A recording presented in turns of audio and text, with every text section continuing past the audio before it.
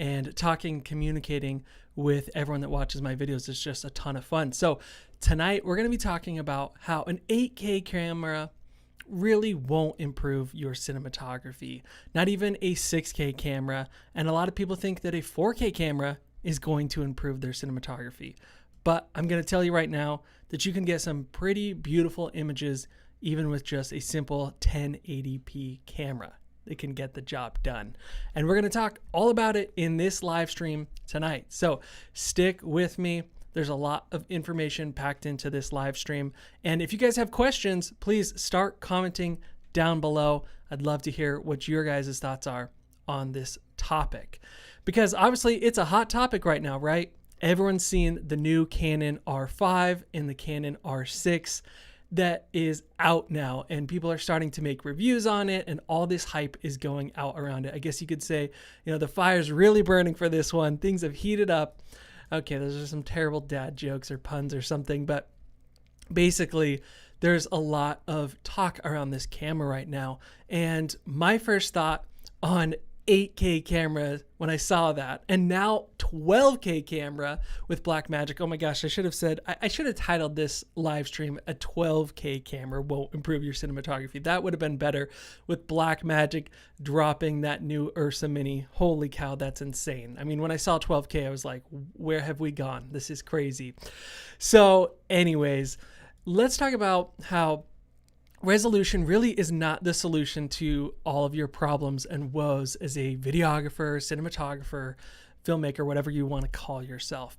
So in reality, the sad truth is that as soon as you switch to a higher resolution like 4K, 8K, 12K, whatever it is, it's just going to make whatever you're currently doing look that much worse, I guess you could say. It's going to improve the resolution of your poor quality work.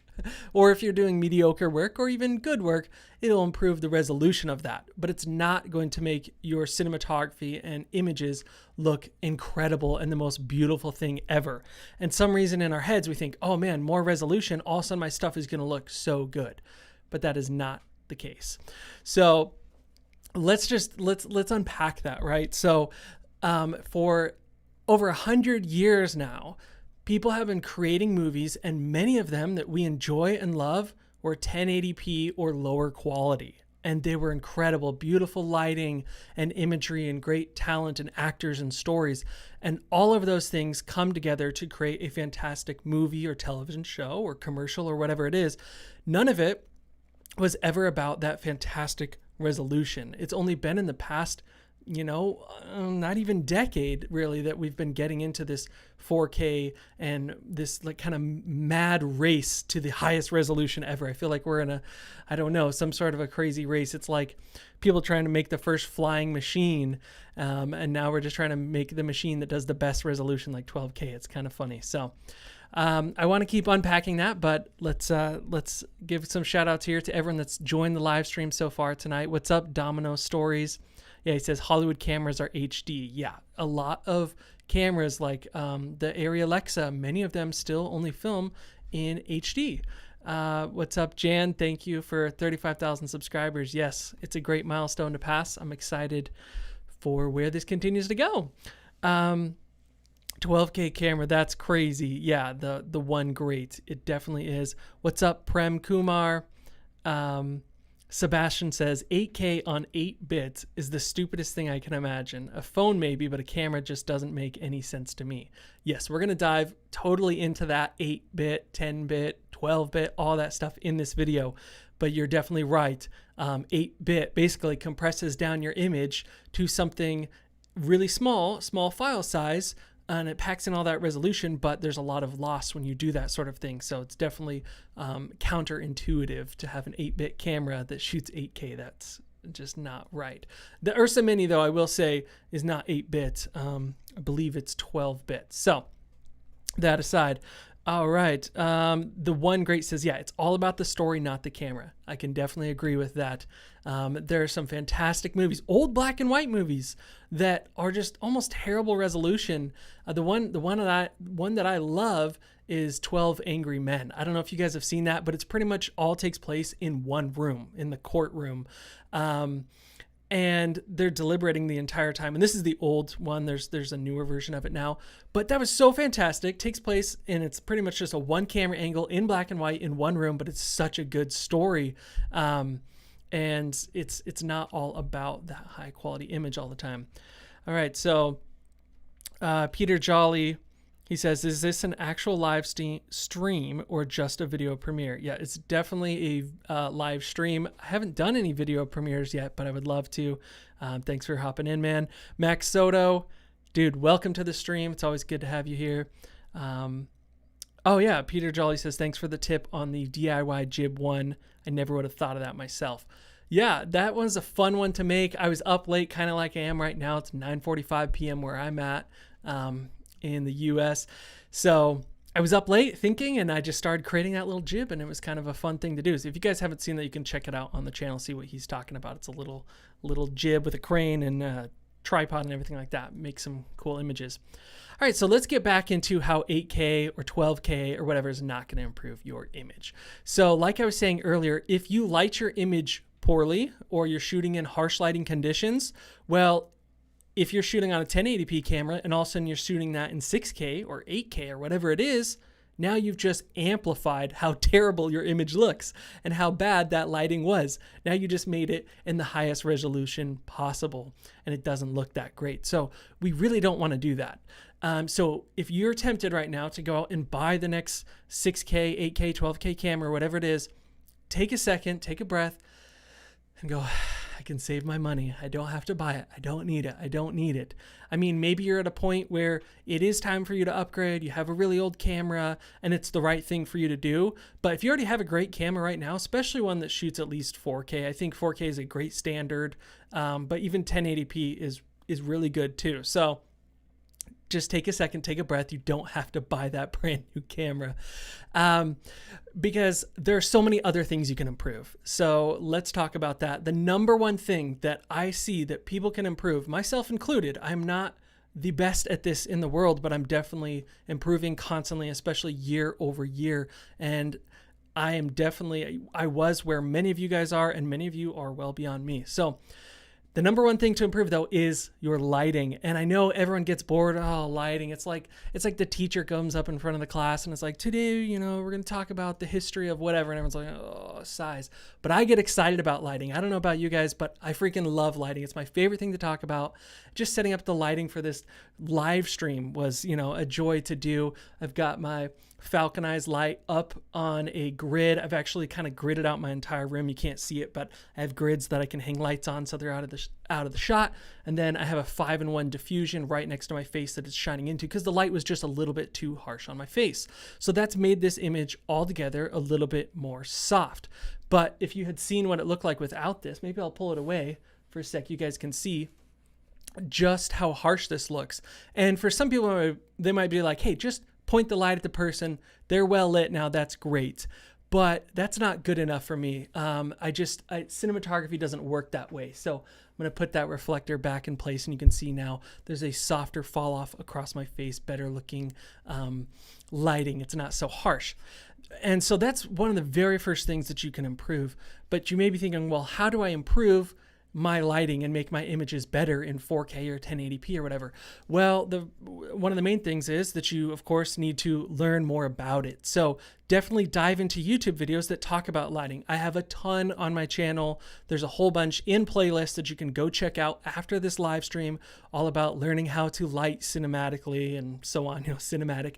So definitely go check those out and go check them out on all the other different channels out there that are talking about lighting. As soon as I realized, and I think so many other videographers, cinematographers, whatever you want to call yourself, realized that lighting is really the most key thing and the most important, they all of a sudden dive way deep into it, and all of a sudden their images look so much better when you realize that that's one of the key things to making a great looking image and not just having that great 8K resolution or whatever it is, or 6K. So it can really come down to that. I'm going to jump back into the chat here, see what you guys are saying, and then we'll continue on. So Domino Stories, he says, what do you think about an iPhone camera? iPhone cameras have gotten really, really good. I know everyone talks about this. You could just pull out your phone and film with that. It's good enough.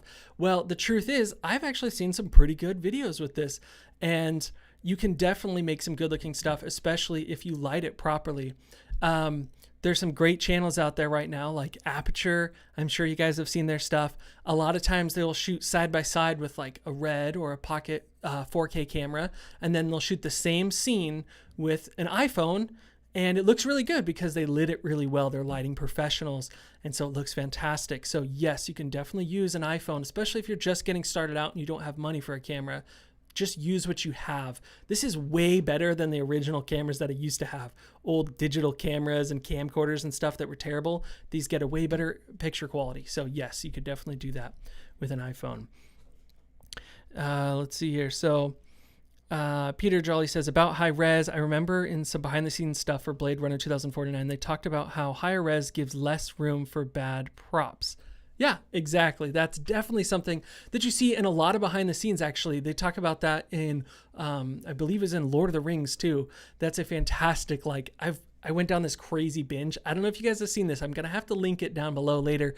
But basically there's like 5 or 6 hours of behind the scenes on Lord of the Rings that Peter Jackson did. And it's an incredible like filmmaking tunnel to dive into. When you have time, you will be so addicted to seeing those behind the scenes.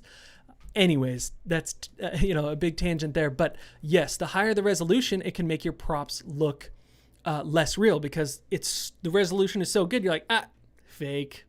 That's styrofoam. That's plastic. Because so many of the props and things in videos are completely fake, right? They're not building all these things. A lot of times they're completely fake, especially when it comes to prosthetics and makeup. So Walking Dead is another really good example of that. I'm sure you guys have seen it or seen some episodes from it. Obviously hugely popular. It's not as popular anymore. Sadly, it's gone down. But they have shot that all on film. And one, because it looks great. Film is beautiful, but it gives it a really nice organic feel, especially for all of the zombie prosthetics, all the Walking Dead characters and stuff. They said, hey, we shot on film because the prosthetics look better instead of shooting on the highest resolution camera. So there's not always an advantage to shooting in 4K, 8K, 12K, Blackmagic, I'm talking to you. So there's not always an advantage to that. There's other reasons why you want to shoot in a lower resolution. And it also makes me think of, I remember when 4K was first coming out, and I remember actresses talking about how they didn't want to be in 4K because they're like, people are going to be able to see my pores and close up on my face and any zits or pimples or imperfections or whatever. Shoot this in 1080p, or lower quality. They didn't want that. And as you probably know, a lot of actresses also ask that they have basically a black pro mist filter put onto the lens. So something that softens up the images so that their skin looks softer and kind of gets rid of any of those wrinkles, blemishes, imperfections, and things like that. They don't want more resolution. They want it to be more creamy. And I do the same thing. I use a black pro mist filter on my lenses just about any time I'm filming commercial work because I want it to look a little bit more filmic and soft and not so sharp and digitally. I find that a lot of these, 4K, 6K, 8K cameras end up looking very digital. They don't look organic and filmic at all, which I think is something that a lot of us are seeking after. So something to keep in mind, that higher resolution can work against you sometimes. Excuse me. All right. What's up, Ganesh? He says, hey, Steve Knotts. He says, guess who is watching you live for once? This guy. I love it. This guy. He's got 2 thumbs. What's up, Steven? Yeah, thanks for hopping in here. Ganesh says, can I take a movie with single Sony a7S II? Heck yeah, that camera is fantastic. You can actually look up, there have been movies shot on the Sony a7S and the a7S II, and plenty of documentaries that have been shot on that, especially award-winning ones. Look it up. There are movies that have been shot on the Sony a7S II. So yes, that is a beautiful camera. I shoot a ton on it still. It's a great camera. You can definitely create really good looking stuff with it. The great one, he says, what is the easiest lighting setup that looks great in video, especially when you're on a budget? Yeah, great question. So the easiest lighting setup is honestly just one really good key light. It's a common misconception that videographers get is that they have to do 3-point lighting. This is a lie. It's a lie. It's not true. You don't have to do 3-point lighting all the time. Right now, I'm not doing 3-point lighting. I have my large key light, which we already talked about. I have So basically start with the key light. That's the number one thing. You can make a great looking image with just a good key light. So if you're on a budget and you can buy a small LED panel, like a 1x1, you can get them for about $80 to $100 on Amazon. They're not going to be the highest quality ever, but they'll do the job. That is irrelevant. Who cares about the LED light itself? What's more important is actually the diffusion that you use. You must use diffusion. Got to get this through your head. Or bounce. Bounce works too. So easiest lighting setup. Grab your LED panel, shine it at your subject. Don't put it directly in front of them like a flashlight. That's unnatural. The world never looks like that. Put it off at an angle about 45-ish degrees and about 45-ish degrees above their head to give a nice shadow under the chin. This is just basic lighting setup, okay? Once you've done that, put a piece of diffusion in front of your LED light panel. Do not put the light and the diffusion on top of each other like a peanut butter and jelly sandwich. It will not work. The light must travel a couple of feet from the light to the diffusion so that it becomes a large light source. So grab a 5-in-1 reflector. They're like $15-20 on Amazon. Buy any generic one, doesn't matter, just buy one. Then put that diffusion in front of your LED light panel and it gives you about 3-4 feet across, and that'll give you a nice soft lighting for your subjects. That's what I have going on right now, and it looks pretty decent. It's not my favorite ever because I've kind of changed my lighting setup recently, but it works. And then there is one other light I'm using, and almost anytime I'm doing a shoot, I have that key light and I have one other light, which is a backlight, a hair light behind me, an edge light, kicker, whatever you want to call it. There's like 50 names for it and I don't know why. So anyways, so I've got the hair light on and that just gives an edge to the hair. I got a hat on, so who really cares? But you can see a little bit of it hitting the back of my shoulders here. So that's the easiest, cheapest lighting setup that I would do. Just 2 lights. I don't need a fill. I've got bounce just bouncing around the room, filling in the other side of my face. And if you're on a budget, you don't have money for that third light, just put a piece of white bounce card on the other side of the face you can buy for $1 at the dollar store and put it on the other side, and that'll help brighten up the other side and bounce the light in. So that was a long story, but basically that's the cheapest way to get some good lighting. All right. Let's see what else we got going on here. The Lighthouse has absolutely incredible lighting. Yeah, Peter Jolly, I've got to check that out. I keep hearing about it. I believe that one was all in black and white, right? And it was like a huge deal. I need to check that out. I've seen a lot of stuff on that on like different cinematography websites, so I'm definitely going to check that out. Stephen Knott says, can I mix a strong daylight light like the Aperture 300D2 with the new P300C RGBW to give the RGB WW a boost? I don't see why there'd be any reason why you couldn't do that. The Aperture 300D is a daylight balance light, and I believe that the P300C is also daylight balanced.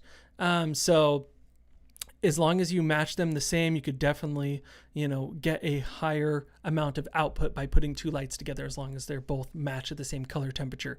But I say that with an asterisk because you don't always have to match the color temperature of all your lights.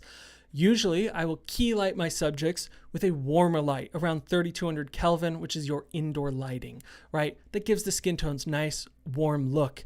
And if you can, don't use an LED light for that. Use a tungsten light for it, an actual like airy tungsten light, because tungsten lights give off 100% CRI, meaning that they have the best looking quality light. White is actually white. It's not a reproduction of white like LED lights do. So if you can, light them with a tungsten light. And then the backlight, a lot of times I set it to daylight.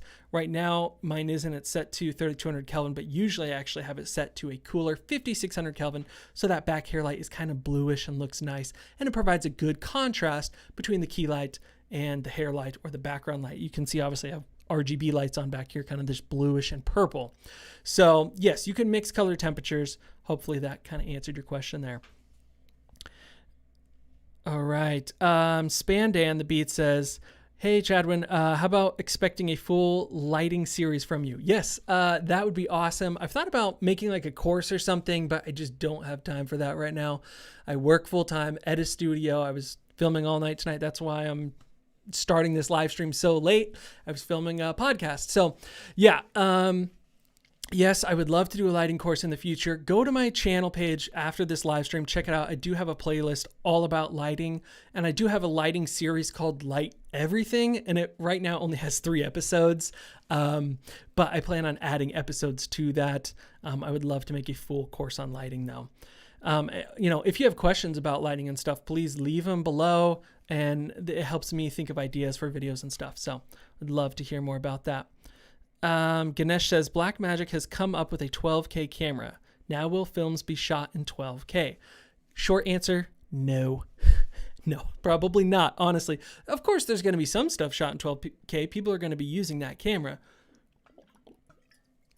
But guess what? Most films that you go see in the theaters are shot on an Arri Alexa or a Red camera. There are many, many other cameras that are being shot on right now, but those are absolutely the most popular ones that are being used to make movies right now, and none of them shoot 12K or 8K. That's a lie. That's a lie.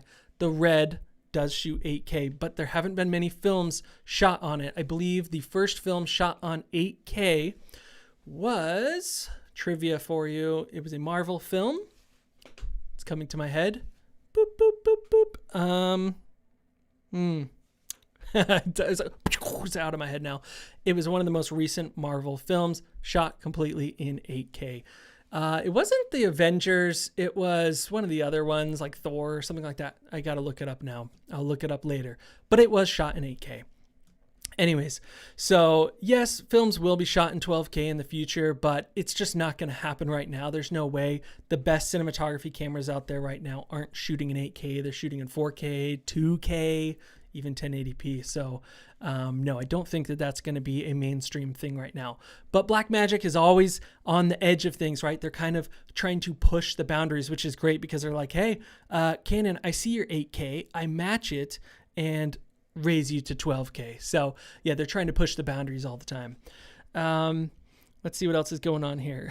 Rufio says, but what about 12K? Yeah, definitely.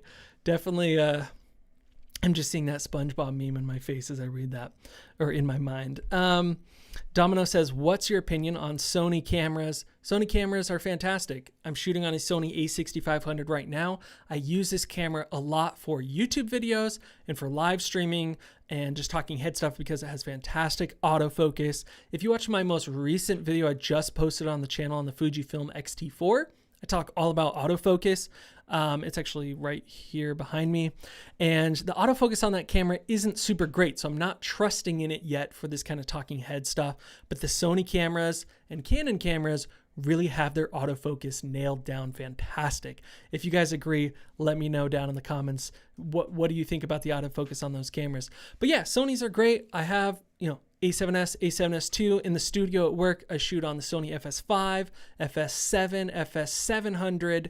So yes, I've shot on tons of Sony cameras. They're fantastic.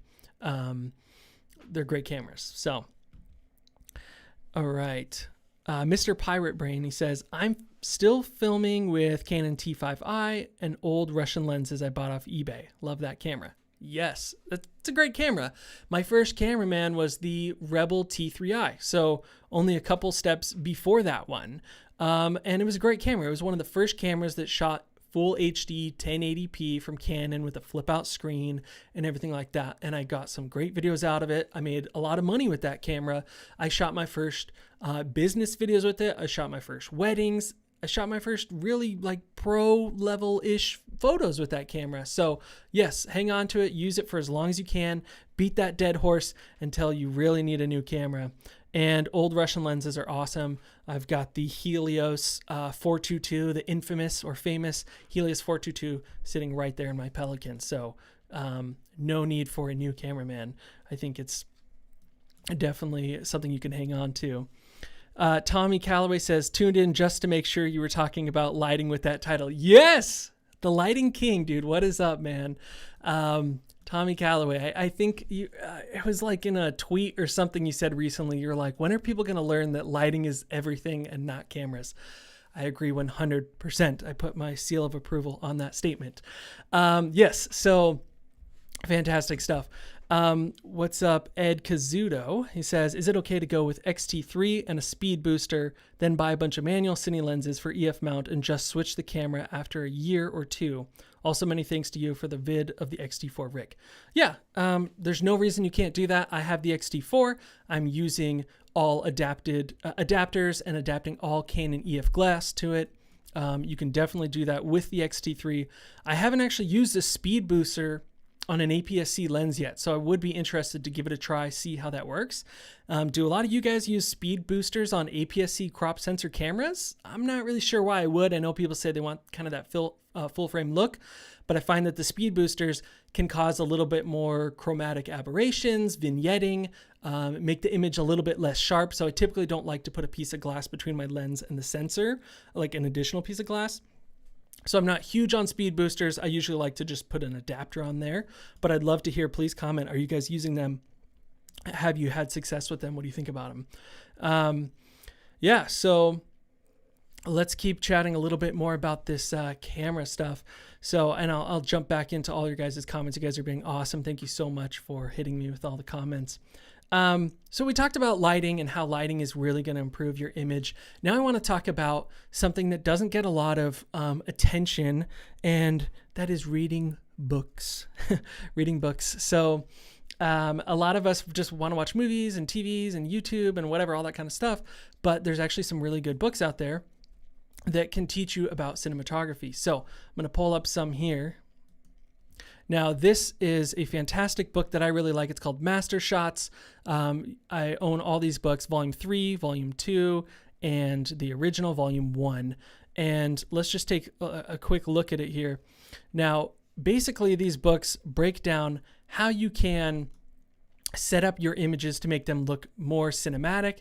And it goes like way into all the different types of things you can see here. Fight scenes, how to shoot a chase scene, et cetera, et cetera. It goes on and on, car scenes and so on. So it breaks all of that stuff down for you really nicely, and it does it all with different pictures and things. So let me see if I can find, earlier I was looking at one that showed a couple pictures and stuff, so I definitely want to show you guys what I'm talking about. Let's see here. Here we go. So here's a couple basically lighting breakdowns or camera breakdowns more so. Not so much lighting breakdowns, but sometimes they'll talk about that. But they'll go, they'll show you some different famous movies here like Fight Club, and then where to put the camera, how to position the people, and what the framing looks like, and how to move your camera, how should the actors move if you want to reproduce a scene like this. And this has just been so helpful for me because there have been times where I'm like, how could I shoot this? I need some inspiration. What's a good camera angle? And you don't need to copy this exactly, but it's a fantastic way to see, okay, I see that they're running along sideways, tracking with them with the camera, and it creates this really cool look. And so this whole book is just full of them, and they're like, hey, here's a cool, like, Tom Cruise is getting the crap beat out of him. Here's where you put the camera so you can still see Tom Cruise and the guy kicking him, so on and so on. So really, really, really cool books. I highly recommend checking them out. I'm still going through these books. Like I've read a couple of them all the way through, but I go back through them and find ideas and inspiration. So if you're looking for ways to improve your cinematography that has nothing to do with resolution, but has everything to do with good composition, good framing, good blocking and acting, check out these different books. They're definitely worth picking up. They're so simple. I learn by just, I guess you could say, seeing, I'm a visual learner more so looking at pictures and these different screenshots and these layouts really helps me see, okay, that's a great way to frame this sort of scene. And they do all kinds of things, dialogue scenes, just anything you can think of, action, drama, so on and so on. So highly recommend checking them out. It's going to improve your cinematography so much by really doing some learning and practicing, more so than just upgrading to that next 8K, 12K, 6K camera. There's a place for the gear, and I talk a lot about gear on this channel. A lot of you guys have probably seen my different gear rig builds, and the gear is really important, definitely for getting like capturing your image, but it's not everything. It's really just the tool to get the job done. You guys hear people talk about that, how it's the tool to get the job done, right? So I think of it like this, kind of this metaphor of, hey, right now I ride a bicycle. It's a great bike. I love my bike, but man, I'm going to get the best dirt bike on the market, whatever it is. I don't know, Honda or Kawasaki or something, the best super dirt bike ever. And I'm going to become a freaking motocross star.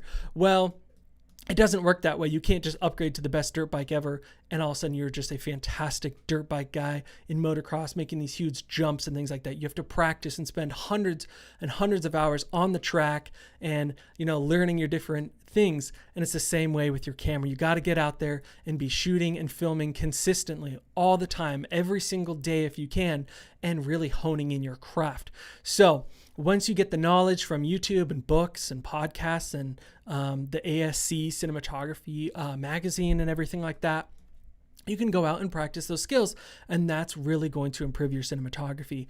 I mean, I think back to when I first started this, and I just had that burning passion in me. I'm sure a lot of you guys do, to get out there and film. And I would just be like, what can I practice shooting today? What can I just go and play with and figure out how to use?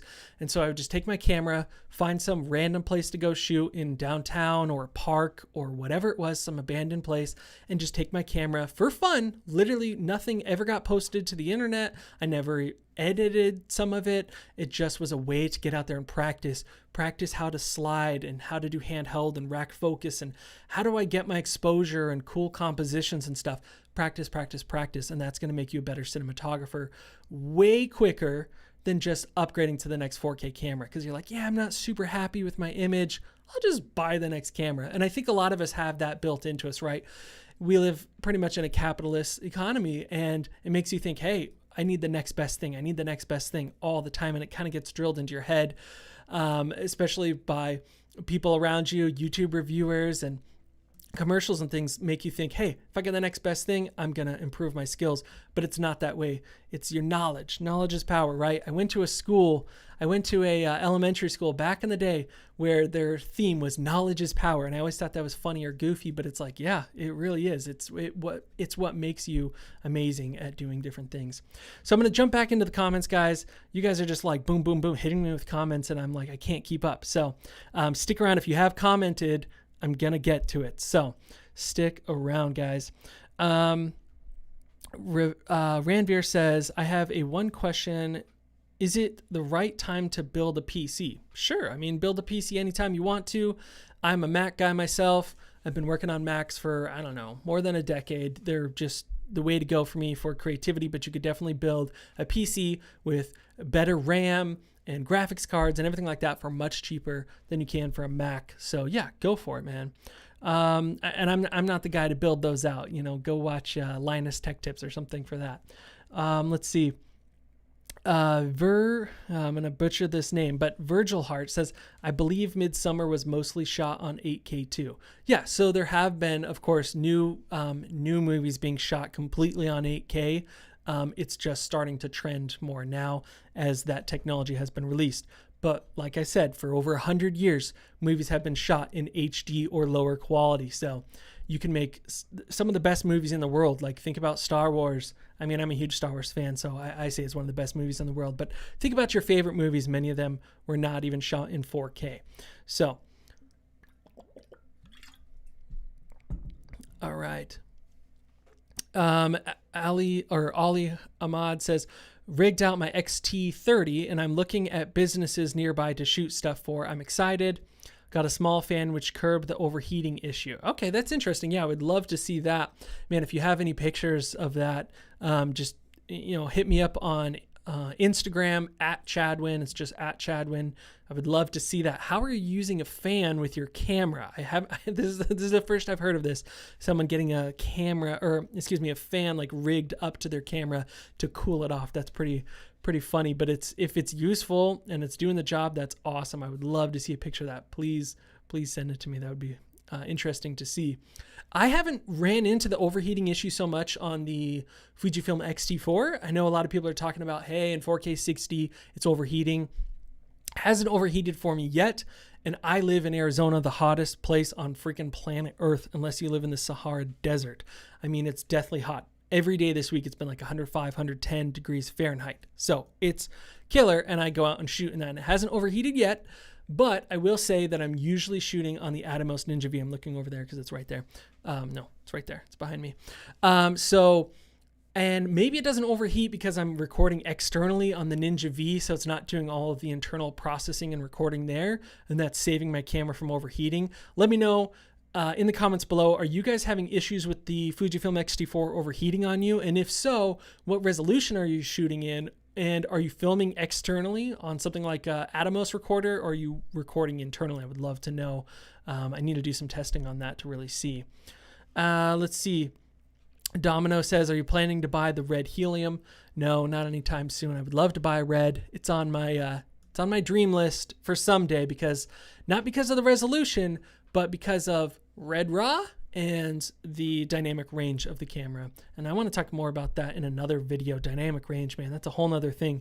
Honestly, let me go on a tangent here for a second. I'm going to get on my my block here and start preaching to the choir, basically. But why do we need a 12K camera, an 8K camera, a 6K camera? We really don't. What I want is a camera with really good dynamic range. I want something that has 15 stops, 16, 17, 18 stops. Like, where's the limit? How many stops can we go to? I was trying to research this. If you guys know, or if Geraldine Dunn knows, because that guy is like a wizard on some of this stuff, I swear, why aren't there more cameras with greater stops of dynamic range? And I was trying to research this, and they were saying, oh, there's this technical difficulty in the sensor, and there's basically a bottleneck that keeps the photo sites of the sensor from being able to handle more light and more dynamic range. I would love to know more about that. I got to research it more. But basically, I want greater dynamic range so that my clouds, my sky, my shadows, everything like that have great detail to them. I don't want to blow my highlights out, and I don't want to crush my shadows. I want information in all of those areas. I would much rather have a high dynamic range camera, like a 1080p camera with 18 stops of dynamic range, than a 8K camera with 12 stops of dynamic range. You guys catch my drift here? I don't know. If you're feeling this, let me know down in the comments. I would love to know if you guys are feeling the same way. I want more dynamic range. I don't care about the resolution that much. All right, so PS Film says, how do I get more clients for weddings? Go check out one of my more recent live streams about how to make money as a filmmaker and how to price and get clients. I've done a couple live streams on that. If you go to the channel, look under videos, and then the drop down, switch it to live streams, go watch those. I've got a bunch on how to get more clients. It's probably hard right now, though. I mean, with what's going on in the world, this national, pandemic, I know a lot of weddings have been canceled, so that's going to be a little bit tough right now, but still definitely possible for a private, smaller wedding. All right, what's up, JQ? But he says, great in photo and video. I'm not sure. Let's see. Oh, you switched to the XT3. Yes, yeah, it is fantastic for both photo and video. I definitely agree with that. That's interesting. You came, I just switched from X-T3 to Sony a7 III, and you couldn't be happier with the autofocus. Sorry, I'm like trying to read and talk to you guys at the same time. Yeah, autofocus on the Sony cameras, fantastic, much better than on the Fujifilm cameras right now. So I could agree with you there. Excuse me. Okay. Let's see what's going on. Ali Ahmad says, I got light stands for my two apertures, and now I got to get a spigot for the pivot head thingy. A friend of mine used a speed booster with the Canon 24-70 f2.8 and the X-T2, and it looks amazing. Yeah, so yeah, I mean, it sounds like you're getting your lighting set up. The aperture lights are fantastic. Definitely get some good C-stands if you can. They're a little bit more expensive, but they'll last you a really long time. I have a handful of C-stands. I use them nearly every single day. And at the studio where I work at, we have like 20 C-stands, and we use tons of them every single day. So if you can get a C-stand, they'll last you a really long time. They're fantastic for lights, diffusion, all that kind of stuff. Mounting cameras. My camera's mounted to a C-stand right now. So definitely recommend that. And yeah, it's interesting your friend's using a speed booster on the X-T2. Yeah, I really want to see some results with that. I might have to try it out and see if I can get that full frame look on the X-T4 with the speed booster. Ranveer says, what setup are you using for 4K video rendering? I'm using an old, I call it old, an old 2013 iMac. And I think it only has an i5 processor, but I have upgraded the internal RAM to 32 gigabytes. And I've also upgraded the hard drive to a solid state drive. And it actually handles 4K and 6K footage pretty well. Doesn't give me a lot of issue. It renders fine and does a pretty good job. So I find personally, I know this is going to be a debate for some of you guys, but I find that Final Cut Pro 10 is really good at doing real-time playback of my footage. I can actually watch it without frames dropping. I find that it's much more difficult to do that in DaVinci Resolve, although I love the color grading there. And then in Premiere, I find that it crashes the most and almost never gives me smooth playback. So I can just, my computer handles it really well when using Final Cut, especially with ProRes files. They just play back perfectly without any really rendering required. So, or transcoding required, should I say. Let's see. CRP says your volume 1 link is actually the same as the volume 2 one. Oops. Yeah, I'll have to take a look at that. But if you get on Amazon and you find volume 1 of Master Shots, that's what he's talking about. If you guys just joined, if you find volume 1, volume 2 and 3 should be linked beneath that as well. Probably just beneath it. So great books. Definitely check them out. I'm not affiliated with them in any way. Just like the books. Really helpful. Peter Jolly says, my main problem is finding what to shoot. Yeah, that can be a huge difficulty, especially if you want to improve your cinematography like this whole live stream has been about. There have been times that I've been just so bored and I had nothing to film that I just pulled out my camera and started just pointing it at things in my house. And I used to have this video up on the channel. I've since taken it down, but it was like, I filmed my watch ticking and I filmed water dripping out of a faucet and the fan spinning. I mean, the absolute most boring things in the world, but at least they showed movement so that it didn't look like a photo. But I just practiced. It gave me some inspiration. I put it together with some music, did some color grading, and it just kept the juices flowing. So if you're bored out of your freaking mind, maybe pick up your camera and find the most interesting things you can in your house to film, or your backyard, or just kind of the neighborhood around you. I know it sounds boring, but if you keep practicing, you're going to get better at cinematography and learn something. So just get out and start shooting no matter what crap it is, like your boring watch that I filmed and a fan. So, Rodrigo says, after buying your first camera, what would you buy next? Well, I don't know. What was your first camera? I know for me, the first camera I bought, like more pro camera, was the Canon Rebel T3i. And after that, I switched to the Sony a7S Mark I. That was the next thing I switched to because it just was full frame and it had zebras and better dynamic range, and just, everything about that camera was definitely better. So whatever you have, maybe go 1 step or 2 steps above that within budget. Just depends on what you like to shoot. So I couldn't say I need to know which camera you currently have and what you do before I could give a really good recommendation. Ed Kazuto says, thanks for the book recommendation. Heck yeah, man. Master Shots is a great book. Really, really, really good inspirational stuff in there for shooting better videos. The great one says, what do you think about the Sony a7 II? I don't know. Is it a 4K camera? The Sony a7 II, I believe, is a 4K camera. I'd have to look it up. I haven't shot on it. I've only shot on the a7S, a7S II, a7 III, but I think it's 4K, and obviously it's full frame, which is great. But I probably would go with the Sony a7 III unless you're really on a budget. That's probably the best autofocus camera that they have right now in full frame in a good budget spot. I would take that over the a7 II. Yeah, Ed Kazuta says, yes, it's truly not about gear. Yeah, I definitely agree. That's what this whole thing is about. It's about lighting. It's about composition. And I want to dive into that deeper. I'm still getting to your guys' comments. Please keep them coming. But I want to talk a little bit more about some other things here too. So yes, recap. We talked about lighting, how it's really going to improve your image, and 8K isn't going to do that. And we also talked about your knowledge, your framing, your composition, how that's really going to make your cinematography better. Well, another huge thing that's going to improve your cinematography is set design and location and props and everything like that. And I know you guys are thinking, well, hey, I'm not working on big Hollywood productions. I don't have the money to build out full sets or get all the best props. Well, it's just something to keep in mind when you're doing client work or doing your own shoots. Try to make your images look as interesting as possible. I have rearranged the furniture in my house so many times to make the image look better. I've moved my couch, I've taken curtains up and down and brought lamps in from random places and put them in spots where normally they wouldn't be to make my images look better. And that's not just at home. I've done that on set so many times when I'm filming in an office. I'll be like, the background is super boring. Do you guys have any fake plants I could throw in there to kind of liven it up? And I just go grab fake plants from people's offices. And this office chair is super boring. Do you guys have a couch somewhere, like maybe in like a lounge area, the break area? Yeah, oh, there's a couch. Okay, go grab that, bring it in.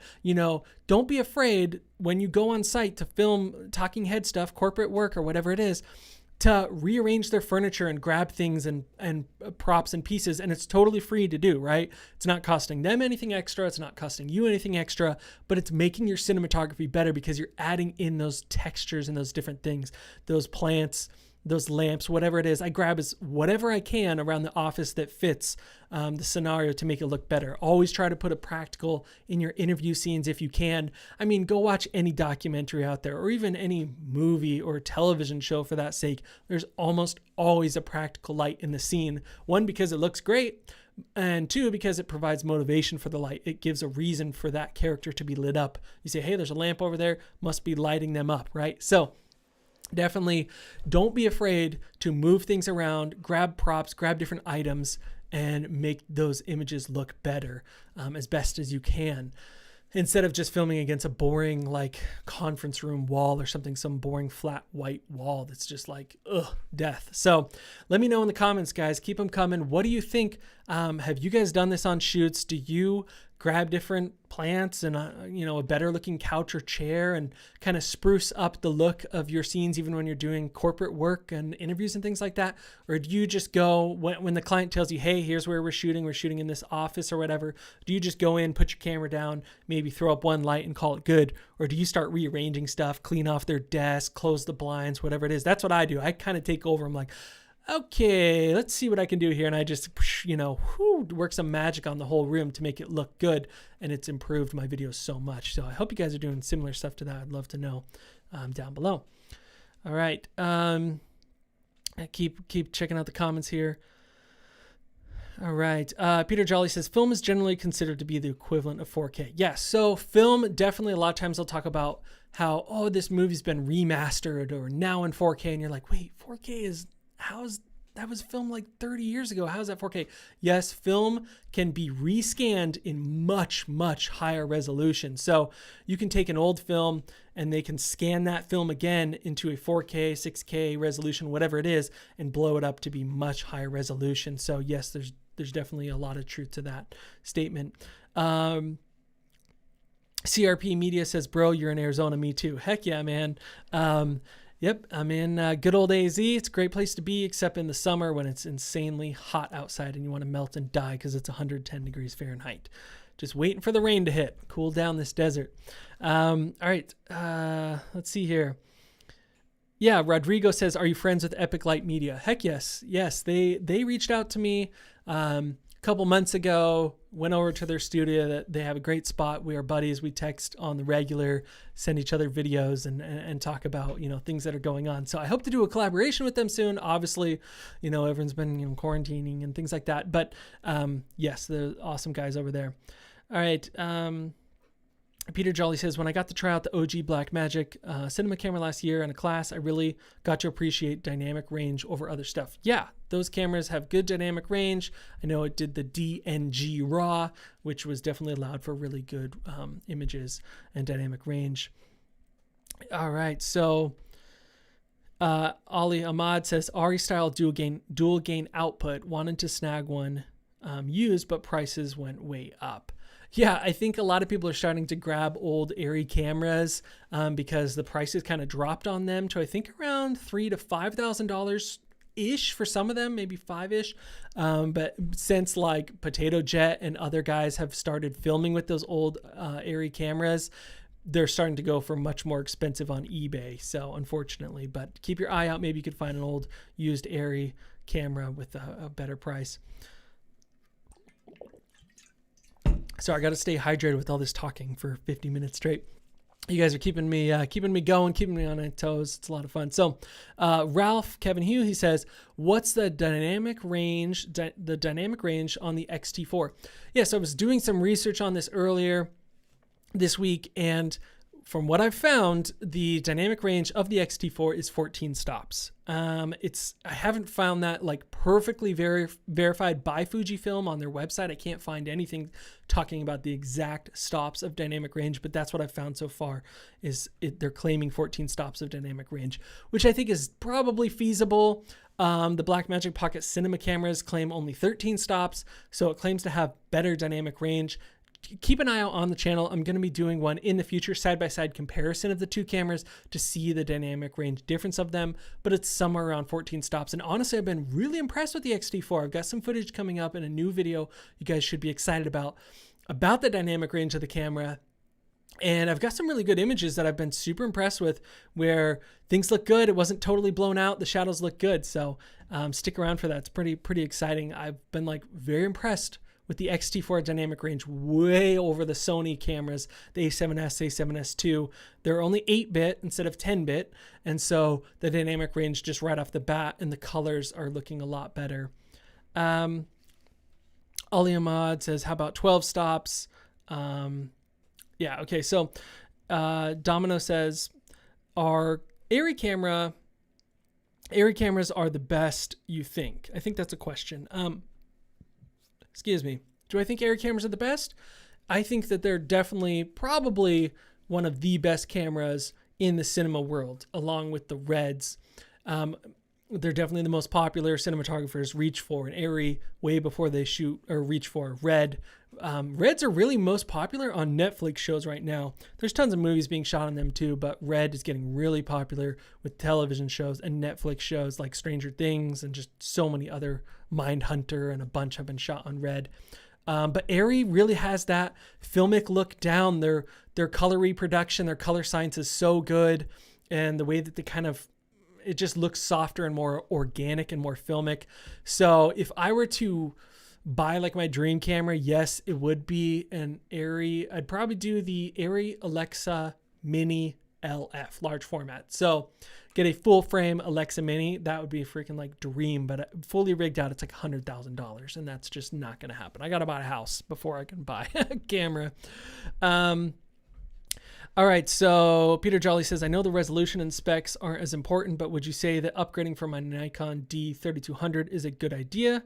In addition to above, maybe to a cheaper Sony A60 something is what I was thinking. Yeah, I mean, Peter, it just depends on what kind of stuff you're shooting. If you want to upgrade to a different camera. If you've been shooting a lot on 1080p and clients are asking for higher resolution stuff in 4K, or you're needing to crop in more in your images and still hold resolution, then yeah, maybe it's worth upgrading. If you're going to upgrade to one of the Sonys that's a APS-C camera, I would definitely go with the Sony A6600. That is the like cream of the crop when it comes to crop sensor cameras right now. I think I'm going to upgrade to it eventually here. I'm still on the A6500, which has beautiful autofocus and a lot of great things, but the 6600 improved battery life, flip up screen, no record limit. So that's definitely the best APS-C camera in the Sony lineup.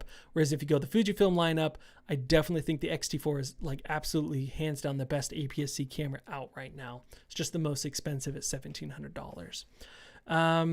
All right, continuing down the line here. Potato Film Studio, he says, I have one and I'm very happy with my Sony a6000 and a6300. Yeah, great cameras. They match really great. They're just total beast cameras for how small of a package they are. So really good.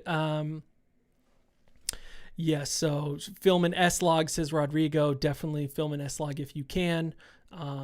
I'm doing a video here soon. I know I keep talking about this, but on Fujifilm's F-Log, and I've been very impressed with it. I like it even better than S-Log. I think it does a better job. It's not nearly as noisy and grainy as S-Log. Been very impressed with it, so keep an eye out for that. Are you guys shooting an F-Log or S-Log? Let me know in the comments what are you guys thinking about each of those. All right, so keep going down here. Everyone talking about their different settings and stuff. I love that. Keep chatting it up with each other. I love to see the settings you guys are using and stuff. Ranveer says, thank you for giving us useful information. God bless you. You're welcome, man. Thank you for joining us. PS Film says, what do you think about the Ninja V or Ninja 5 monitor? I love it. I use it all the time. Like I said, It's sitting right behind me right there. I'm going to make an entire video on that. I have all these video ideas. I'm like, hey, I'm going to make this. I'm going to make that. I just don't have a lot of time. I have a full-time job, guys, but I still love making these YouTube videos. The Ninja V is fantastic. I love getting ProRes 422 on it with the Fujifilm. It's a perfect pair up. I don't usually like pairing up the Ninja V with like my Sony camera because it's only 8-bit, whereas the Ninja V goes into 10-bit. So it's kind of like, there's no point really using that and pairing them together. Yes, it gives you ProRes files, which is good, but it still only gives you 8-bit because that's the most the camera can output. But combined with the Fujifilm X-T4, it's fantastic. You're getting that 10-bit 422 ProRes. So yeah, I love the Ninja V. It's definitely my favorite external recorder for the size. The Shogun Inferno, or the Inferno is great, the 7-inch, but I really like that 5-inch size. It's much more portable than the 7-inch recorders. And the Sumo is fantastic. We use it in the studio. It's the 21-incher. You guys have seen that. If you work in a professional studio all the time, I definitely think going with the Sumo is a great way to see your framing and just really see everything, bring it on set and stuff like that with you if you can. All right, so continuing down your guys' comments here. Peter Jolly says he's thinking of the A6400. Yes, it's definitely a little bit cheaper, but again, if you can spring for it and save up, maybe sell an old lens or a piece of equipment you don't use, get the A6600 because you're getting just a couple improvements there when you switch to the A6600 over the A6400. That's just my opinion on it. You're getting in-body image stabilization, whereas the A6400, you're not getting that. There's a couple other things as well that I would definitely go for on that. It has the microphone and headphone jack, which I think the A6400 does not have. So A6600 probably worth a little bit more money in my opinion. Abishk Angira, sorry, I'm not good at the names. He says, hey Chad, is the M50 worth it in 2020? Yeah, a lot of people are still shooting on the Canon M50. I think it's definitely worth it, especially if you're trying to get into filmmaking and you want a decent camera. The M50 could be worth it for buying still. Still a lot of people working on that camera. So yeah.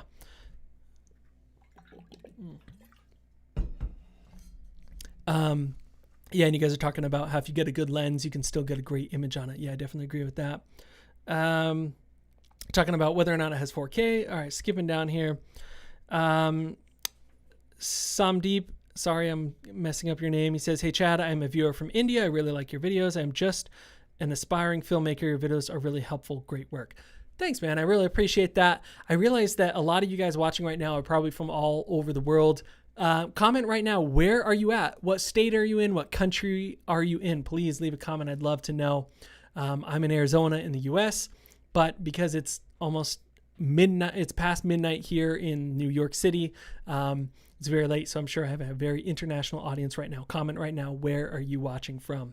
All right, so let's see. Potato Film Studio, he says, if you make YouTube video, you don't have to use 4K. Yeah, that's 100% correct. This live stream is only in 1080p, and just about everything that I consume online is in 1080p or lower resolution. That's a huge part of this. Thank you for bringing that up. That's a huge point. So, we talked about the title of this, 8K won't improve your cinematography, and neither will 12K, right? Well, just about everything that we consume right now on our phones, on our computers, is delivered to us in 1080p, 720p, sometimes 360p. Think about the videos you watch on Facebook, like scrolling through. They're in like 360p or 420p. But because it's so small, it's just a little video on your phone, it doesn't matter. It looks actually still pretty good and the resolution looks good. And of course, it reduces the amount of data that your phone uses. So yeah, I mean, it's just funny because we're all trying to shoot in the highest resolution possible, but then we're watching things back in the lowest resolution possible. Like, what the heck? It's like directors and cinematographers. You guys have probably heard this before, especially if you kind of fall along in that circle of podcasts and books and stuff. They're all like, please go watch my new movie in theaters, right? This is like the joke from Christopher Nolan. He's like, the way Nolan intended. If you've probably seen these memes, watch it the way Nolan intended. And they the meme is like someone watching it on like a Game Boy Advance or something, watching the movie. No, they want you to go watch it in theaters because it's the highest resolution possible. The audio's perfectly balanced and everything sounds incredible, right? So definitely, it's just ironic that, you know, directors and cinematographers are shooting things in the absolute most advanced way ever, and then people are watching them back on little phones in 360p or 420p or whatever it is in like these terrible resolutions. So it's just very ironic. I don't know if you guys have felt that same way. It's like, yeah, 8K and 12K is cool, but I don't have an 8K monitor or a 12K monitor or even a 4K monitor for that matter. My monitors are all like in 1080p or 2K. I think my iMac's 2K or something. So yeah, it's our TVs and computers really got some catching up to do because these cameras are starting to shoot such high resolution. All right, continuing on down here. Potato Film says S-Log3, I think the grain gives a filmic look or something like that. Yeah, some people like that grainy look, and it definitely looks kind of filmic, but for me, the grain dances around a little bit too much to me, for me and for my taste, and it ends up looking kind of, the shadows look just a little too grainy for me. Domino says, can you tell about the Tilta Nano Focus Polar? Yeah, I use I believe you're talking about the Tilta Nucleus Nano. I've got it right there. It's fantastic. It does a great job of allowing you to pull focus remotely on any lens as long as you add a gear to it. There's not much more to be said about that. Check out the review of it on my channel after this live stream. Just go back through my backlog of videos. I have a full review on the Nucleus Nano. It's a great device. All right, continuing down here, I'm going to try to get to the rest of your guys' comments, and then we'll wrap things up because we've been going for an hour, and I know I don't want to keep you guys too long. So let's see here. Just checking out where you guys are from. Peter Jolly says he's in Massachusetts reporting in. It's late there, 11:40, 12:41. It's like 1:40 a.m. over there, man. You're up late. Ontario, Canada. What's up? Yeah, I see. I mean, you got the maple leaf in your image. I should have known right off. Duh, Canada. We got people coming in from Chile. That's awesome. Mesa, Arizona, right here in Arizona too, Jan. That's great. Love it. Love it. Love it. All right. Skeleton Man, he says, what's the best LED lights for filming? That's a good question and a great question for this video. I've done a ton of live streams about good lights. Definitely go back and watch some of those, and a bunch of lighting reviews on my channel of different LED light panels. But I'd say that completely depends on your budget. For LED light panels, Falcon Eyes has some really good budget-friendly lights. I would definitely check some of their RGB lights out. I've got some reviews on them. Falcon Eyes, of course, Aperture has really great LED light panels. So it just kind of depends on your budget. Try to stay away from like the really cheaper ones. I have some old, newer ones that I bought on Amazon, but the CRI of them isn't great. So it can add a green or magenta cast or tint to them. So the more expensive you go, the higher TLC and all that blah blah blah technical stuff, the better the image is going to look. So yeah, hopefully that helps. What's up? More people from India. Awesome. It's great to see you guys here. Okay, awesome. Switzerland, that's really cool. I'm like, what time is it in Switzerland right now? Is it morning? Is it afternoon? I don't know. Watching from MD, I believe that's Maryland, Max. Any thoughts on GVM lights, says Mayor Kaimo. Sorry, terrible with names again, with everyone's usernames. GVM lights are decent. I've seen a couple good reviews on them. I know they're kind of a cheaper brand. It's kind of like I guess you could say a Chinese brand on Amazon. But it's a good budget-friendly way to go. If you don't have a lot of lights, just adding light and having the right lights and shaping that light and diffusing it right and bouncing it is going to make your images look really good. So if you just want to get a pack of 2 or 3 of those GVM lights, I definitely think that they could be worth it. Definitely no problem there. Peter Jolly says David Lynch has a great rant about watching movies on a phone. Send that to me. If you have that rant, DM me that on Instagram. I'd love to see it. I've seen a couple different guys rant on that, different directors and stuff, and it's pretty funny. So, Ed Zacuto says, about F-Log, how many stops higher do you usually shoot with it? Some say +1, some say +2. Okay, I have a confession to make. I'm not a guy that does the +2 stops thing. I just expose the image until it looks good, until it looks right. Okay. I don't get that. I know everyone's like, hey, just overexpose 1 stop, 2 stop. I'm not on that train. I'm not. I'm on the, and my stuff looks good. Honestly, I'm on the train of using false colors, the histogram and waveforms and zebras. So I just say, is anything clipping? So I set my zebras, to make sure nothing clips above 100, right? So it's not blown out. I use my false colors to get into that middle gray tone for skin tones around 50 to 75 IRE. I'm going to make a whole video all about getting perfect exposure in the future here. So keep an eye out for that. But so that's really how I do it. I just use my different exposure tools to get proper exposure, make it look good, and I always shoot with a LUT applied when I'm shooting with an external monitor like the Ninja V or the small HD focus, so I can see what my image is going to look like. And I just use those exposure tools and get something that looks really nice. I don't expose 2 stops over, 1 stop over, whatever. I don't follow any of that junk. I just expose it till it looks good, and I don't worry about that. And I haven't found that it causes any extra grain or anything in my shadows or anything like that. I think there's a lot of rhetoric around this, and if you've got a really good way to back it up or good video on it, I'd love to see it. I've watched a lot of people talk about that, and I haven't found it to be useful for me personally. Garrick says, oh, he's talking to Ahmed. Yeah, I love the conversations going down here, guys. Keep talking to each other. I love making that filmmaker community and you guys all talking with each other. It's awesome. Abhishek, sorry. He says, cheap body, good lens, or vice versa. That's a really good question. I would say, that's hard. It depends on how cheap of a body or how cheap of a lens you're talking about. I would say cheap body, good lens, probably. So if you have a camera that just shoots 1080p HD and it's decent, get a better piece of glass in the front of it, and it's going to improve the image much better than using really, really cheap glass. Yeah, that's probably the route that I would go for that question. Yeah, you guys are talking more about exposing your F-log and stuff like that. Again, I just expose it till it looks right with my different tools and stuff. So,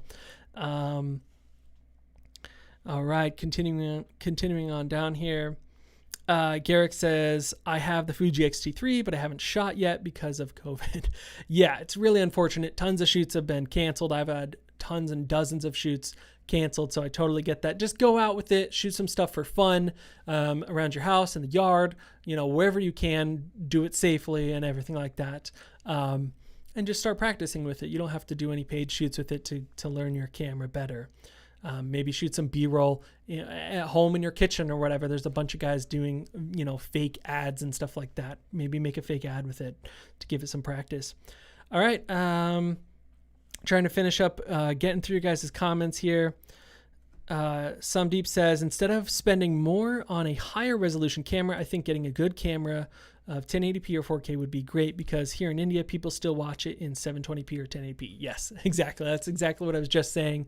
The higher the resolution camera, it can help in some areas, but still most people are watching almost everything in playback in 1080p, 720p, or lower quality online. It's just like, it's by default. Like, just go look at the resolution, hit that gear on just about any video you're watching on any platform, and the resolution is usually 720p or lower. So yeah. All right. See what else is going on here. All right. Everyone's still kind of talking about what's going on. It's Potato Film Studios. It's 7:45 a.m. over there. That's crazy. The world's a weird place, man. It's 11 p.m. over here just about. So very cool. You're up early watching the live stream. I appreciate that. Domino Story says, is DJI Ronin S good for DSLR cameras? Yeah, of course. Heck yeah. The Ronin S is fantastic. Use it all the time. It's really built for DSLR cameras, so I don't see any issue using a DSLR or a mirrorless camera with the Ronin S. It'll work great for that, so definitely recommend it. Karthik Gowda says, what's your opinion on getting good bokeh? It depends on lens or sensor size. Okay, so yeah, everyone talks about this like, oh, if you have full frame, you're going to get the best, most blurred out bokeh in the world, right? Well, it's easier to get a more shallow depth of field on a full frame sensor than it is on a micro four thirds camera. But go watch any old movie. Most of them were not shot on full frame. Most of them were shot on a super 35 sensor, which is about the same size of an APS-C crop sensor, but they still get a great shallow depth of field. So what does that tell you? It's not about the sensor, it's more about the lens. So if you want a really nice shallow depth of field, you need to be able to stop open as much as you can. I'd say anything more open than f4 is going to give you a more shallow depth of field. So 2.8, 1.8, 1.4, obviously that's going to give you the best shallow depth of field. So it's more dependent on the glass and how close you are to the subject and how far away the background is. So if the camera is closer to your subject and the background's further away, like say 10 feet away, that background's going to blur out nicely. But if your camera is far away from your subject, say 15 feet away, and the background's still far away and you focus to the subject, well, now your subject and the background are on the same focal plane. Whoa, smashing the mic. So they're on the same focal plane. So basically, you're not going to get a good shot depth of field. You got to move the camera in closer and still keep the background far away. That's just how it works. So the right lens will definitely give you a good shot depth of field, even on a micro 4/3 lens or a crop sensor lens. It does not have to be full frame to get a good shot depth of field. You just need a wide open lens and you need to position your subject, camera, and background all appropriately to get a nice shallow depth of field. All right, continuing on here. Okay, so let's see what's going on. The rest of these comments here, and then we'll kind of wrap up the live stream. I know we've been going for over an hour here, guys, and I really appreciate it. Okay, Abhishek says, any recommendations for chroma keying without any artifacts?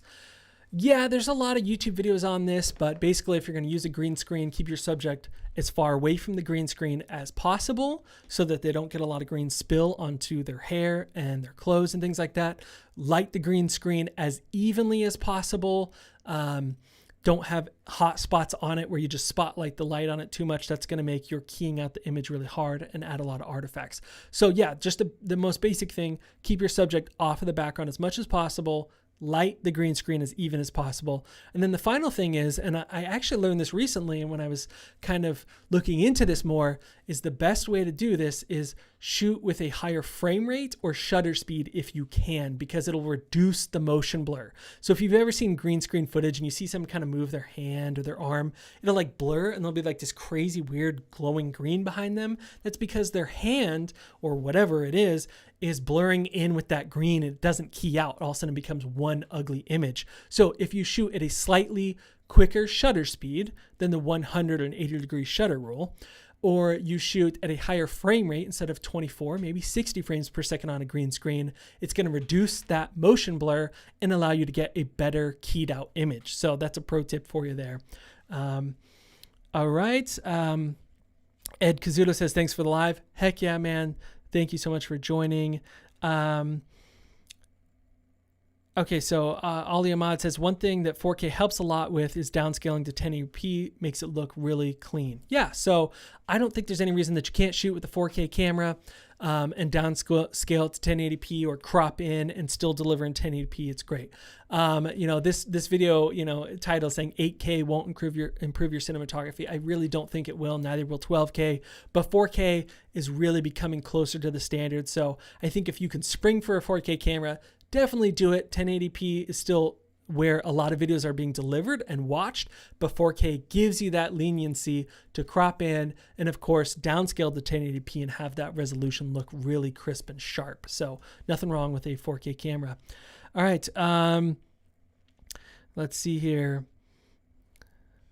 Abish says Sony downscales 8K to 4K, so it looks better than other 4K cameras. Yeah, a lot of sensors oversample. So basically your camera photography can take like a 6K photo, right? Or maybe an 8K photo. The sensor's able to do that. So basically it'll oversample the entire image and then downscale it to 4K, or sometimes it'll do from 4K down to 1080p. So that's a common thing. You're right. The sensor will read out and then downscale that. So, all right. A bunch of more comments down here about different cameras and things. All right. So yeah, this has been a great live stream, guys. Thank you guys so much for joining, keeping the conversation going around all this. It's a lot of fun. I would love to see you guys in more live streams in the future. And just please, this is a personal request. If you haven't watched my most recent video, definitely go check it out and hit the bell, do all the notification junk. Make sure you're subscribed to the channel because it really helps out. A lot of my videos don't get the views. I don't think the algorithm always picks them up. So if you guys can help out, comment on my most recent videos, like them, that kind of stuff. It really helps out a lot. And the channel needs it. We got to grow. We got to grow it and keep it going. So yeah, hopefully this was helpful for you guys. It's been a ton of fun. I will catch you guys in the next live stream. Have a fantastic day, night, whatever it is, and we'll see you in the next video.